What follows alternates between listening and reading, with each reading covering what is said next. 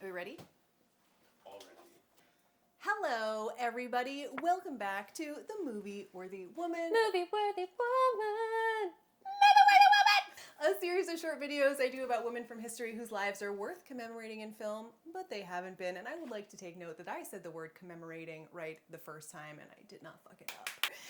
Anyways, today we are talking about the Queen of War. That's right, Artemesia of Caria. What's Caria? It's a place. Where is it? I don't ask questions I don't know the answer to. It's Is like in the world, like over there. Do you want me to Google Earth it? Somewhere. Turkey! Oh, it's Turkey? It's Turkey. Amazing. Caria, ancient district of southwestern Anatolia. And we don't know what that is, so thank you for the help. So I think Sarah Marie. it's still in Turkey though. I'm not sure how maps great. work. So we don't know where it is, but it was on the planet Earth. I'm helping. And this is a great video. We are super informative. Anyway, Artemesia of Caria. So this was around like 480-ish BC. It's during the Greco-Persian War, or the 50-year war that was between the Persian Empire and the Greek state. Your empire. Say it was between my empire. It was between my empire and those fucking Greeks. No, I'm sorry, I don't have a problem with Greeks. That was for dramatic effect. Artemesia married the king of Caria when she was like a young girl. They had a son, and then her husband died, like they all do, but her son was too young to take the throne, so this made Artemesia the Queen of Caria, okay? The interesting thing about Artemesia is that women at this time were normally very passive, they weren't aggressive, and since she's the ruler of Caria, she was like, fuck this, I'm going to fight in this war, which is very uncommon for women of the time. Okay. Okay. All right. Yep. She had like... Maybe all the women wanted to fight in the war though, and she was the only one that had the lady balls to do it. Perhaps. Am I fucking up your world right now? No, I love it. Whatever. Please just destroy everything I've worked so hard for. You're welcome. Got him. So her whole life, she is surrounded by war. She decides she wants to participate in it. The things that make her noteworthy that I love about her are her cunning and her subterfuge, says the internet. Two examples of this is when she's got boats. She does most of her fighting on the water. Yeah, because she's by the like Greece sea part. Yeah, she's by ocean. Yeah. So I thought you were just going to say because she's bi. Hey! because she's just by, might be, who knows? And I thought you were going to say cunting instead of cunning. Oh, I thought you were going to say cunnilingus. Wow. We've taken a sharp left. So when she was fighting on the water, she would carry both a Persian flag, the flag of her team, and a Greek flag. So that if she was being pursued by the enemy, she could just toss that Greek flag up there and like they'd be like, oops, my bad, and leave. Is that a good way to participate in war? I don't know, but it worked for her. The other thing she did was she wanted to take over the city of Latmus, which was like the neighboring folks or whatever. You know what she did? Instead of going in there with all her people and just fighting, she was like, you know what I'm gonna do? I'm gonna throw a big ass party about a mile from the gates to the city. It's gonna be ritual, there's gonna be food, music, and dancing, probably some boobies. It's gonna be really great. She had this giant party, and everybody from Latmus was like, well, I want to go to that party. That sounds like a good time. So they like slowly start leaving the city, and they all go to this giant party. It's like if somebody would throw Burning Man right outside Austin, right? Everybody would go. Everybody would go. So the city is emptied. She waits till like everybody's gone, and she's like, hey, army, let's go. And they go to the city, and she takes the throne, and she's just like, finders keepers. During the second Persian invasion of Greece, she fought next to Xerxes, who was the fourth great ruler of the Persian Empire. He was surrounded by all sorts of amazing generals and advisors and stuff, and because Artemesia was a badass, she was one of them. She was like the only lady that fought like in his crew. And the Greeks were so offended that a woman would be fighting against them that they put a bounty on her head, okay? There's all sorts of people that they could put a bounty on, but because there was a woman, they put a bounty on her head. The bounty was for 10,000 drachmas. How much is that in modern money? So back then it was the equivalent of approximately $1 million, which is a really high bounty. But How much is that? I did some like quick Googling and some calculating, and I found out that today that is approximately $30.81. So nobody's gonna go after her now. That's like not even a reasonable livable wage. The Battle of Salamis was particularly devastating. So at this point, the Persian Empire is winning.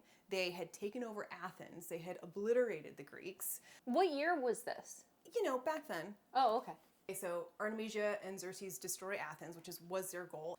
All of Xerxes' advisors are like, hey, let's go and like annihilate them completely and launch a water attack, a naval attack against them and just snub them out, make them extinct, pretend like they didn't exist. And everybody's like, yeah, let's do it. This is a great idea.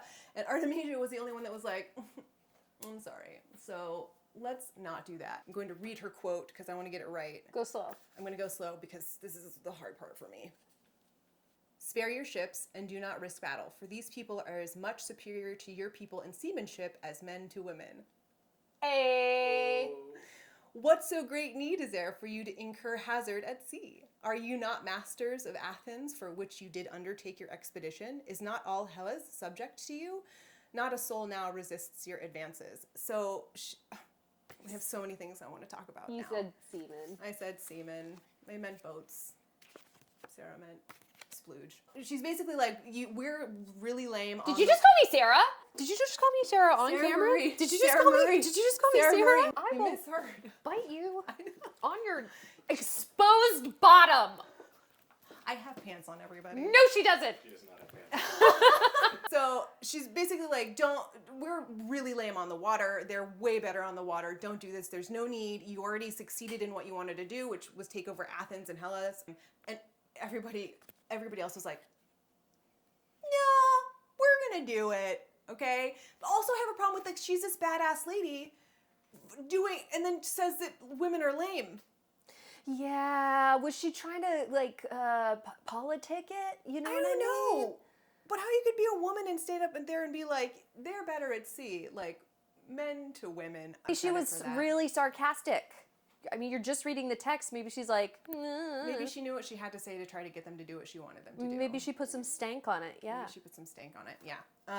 But it didn't work because they were like, no, we're gonna go ahead and launch a naval attack, and they did. And so Maybe it was propaganda. Like, you know how Marie Antoinette never really said, let them eat cake? She didn't say that. No, she didn't say that. That is so upsetting. Yeah, the gossip in town was just vilifying the fuck out of her. That's upsetting. Yeah. They launch a naval attack. They're destroyed at sea. This could have been totally avoided because the Greeks at that point are like leaving whatever city they're in and marching to another city, which spreads them even thinner. So if they had attacked them on land instead of water, they could have destroyed. They're like hungry. They don't have resources. They've been fighting for a long time and they've just been annihilated. So if they had attacked them on foot on land, they would have won. They would have doubled down on their winning. But since nobody listened to this smart lady, who's the smartiest smarty that ever smartied, they got obliterated. And this was a turning point in the war, and that the Persian Empire could never really recover from. During this battle, however, she was using cunning and subterfuge again. Cunting. And she was using cunning and subterfuge again. And so she was being pursued by an enemy vessel, the Greek, and she was going really, really fast to try to run away from them. And then a friendly ship got in her way. Artemisia made the decision not to try to avoid them and instead just plowed the fuck into them, okay? So the Greeks who were following her were like, oh my God, our bad. We were pursuing our own side, and like left. And then Xerxes is watching from a cliff above, and he sees this whole thing happen, and he's like, dang, my women fight like men and my men fight like women. And he thinks that Artemisia hit an enemy vessel instead of his own vessel. I have so many questions. Like now, even in sports, we have shirts and skins. We can tell what team everybody's on. Apparently back then, there was no really good way of figuring out who was on what team. So everybody just assumed based on her action who the other people were, right? Did she not have a flag? I guess she didn't have a flag. Maybe it was like a tactic to make war harder. Maybe? I don't know. But anyways, Xerxes saw this and was like, Wait, to make war harder? Like, everyone was like, you know what, this war's not hard enough. Let's all advance like, you know how on video games where you play, like, murder death level instead of just hard? I don't know video games. Wow, okay, never mind. Anyway, that's just kind of the end of Artemisia's story. At that point, Xerxes came back to her and was like, what do we do? Now that he realized he should have listened to her. And she was like, we should stop. and he decided that that was a good idea. So they became passive members of the war at this point, and they didn't really fight anymore. And Xerxes honored her service and bravery by bestowing the honor onto her of allowing her to take care of and chaperone his children. What? Sorry. What? I'm sorry, what? Apparently, during this time, it was a big deal. The greatest honor is to be a nanny? Am I hearing that correctly? You are hearing this correctly. Did he bestow this upon his male penis-having generals? No, it's because she was so amazing that she got to take care of his royal children. Kind of fades into the background, watching Xerxes' children for the rest of her life, and there's no hubbub about her except for her death. So some parts of the internet say she just died a normal life, and there's other parts of the internet that say she fell in love with somebody who did not return her love. She was so upset that she blinded him. Yep, because that's what you do to people who won't have a crush on you. Yeah. And then, despite blinding him, she decided she still loved him and was so upset. She, I don't know, asked a friend or a prophet or something what she should do. And the prophet was like, to heal yourself of this love, you should leap from a cliff. And she did. Oh. And she died. Oh. Which the only way I can justify this in my brain is she's talking to a friend who's like over it and super annoyed at this dumb crush that she has and she won't shut up about. So she's like, well, you should just fucking jump off a cliff. And then Artemisia took them seriously. And I don't know. This might not be fact. Like, nobody really knows what happened. But that's Artemesia of Caria. Who, I mean, there's really not that much about her that's super interesting, other than What are you talking about? She was a boss ass bitch. She was an entrepreneur. How did she even decide to be? Like there's an origin there. I love it. Absolutely, you are not wrong. Yeah. There is. I mean, the facts that I have from the internet are minimal compared to other women. So it's like I can't tell much of her life. I'm just like, she flew other flags. Well, I feel like a lot of this is propaganda, right? Like all those boys got butt hurt and were like, you know what she said? She said that men are better than women anyway. Here's the thing: is about 840-ish. Like, how do they know her quote? How do we have that information? Right? I don't know. Uh-huh. Who knows? But according to the internet, which is always right, this is Artemesia of Caria. She is in a film. What is the film? It's the 300, and then there was the sequel to the 300. Would I do a movie about Artemesia of Caria? Do you want me to look up the movie? It's 300, I think. I'm never going to finish What's this video. What's the sequel to this is. 300? I just want you all to know this is like the shortest. There's 4 note cards. This is the shortest movie-worthy woman I've ever done to date, and it's going to be 30 minutes long. Rise of an Empire. 300 Rise of an Empire. Oh, great. She was in a recent movie. Played by Eva Green. Cool. Do you not know who Eva Green is? She was on Penny Dreadful, and she's cool. Oh my god, okay. I only make movies. I only make movies and act in movies. Anyways, would I do a movie about Artemisia? I would. Sarah Marie would. I would do it. I don't find this one as particularly inspiring as the others, but I do think she's worthy of having a movie. I just don't want to make it. I would play her.